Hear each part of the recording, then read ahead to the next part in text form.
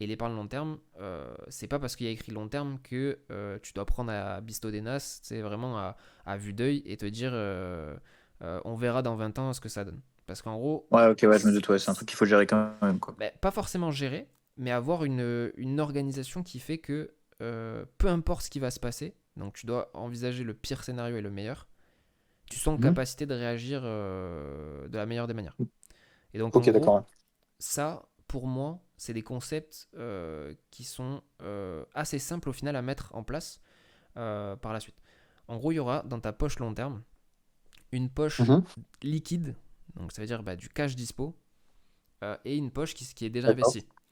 C'est qu'en gros, la base, elle se construit avec l'épargne qui est de précaution. C'est l'épargne que tu vas avoir besoin si tu as un problème avec ta voiture, si tu as un problème important et que tu dois le régler instantanément, tu vois. Et donc Ok, ça, ça marche. cette épargne, normalement, elle est nécessaire. Et c'est pas néfaste de l'avoir, par exemple, sur des livrets d'épargne qui sont peu rémunérateurs.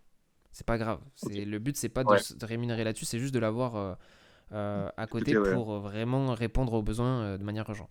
Donc ça, c'est une Mm. proportion du coup du portefeuille dans l'idée globale.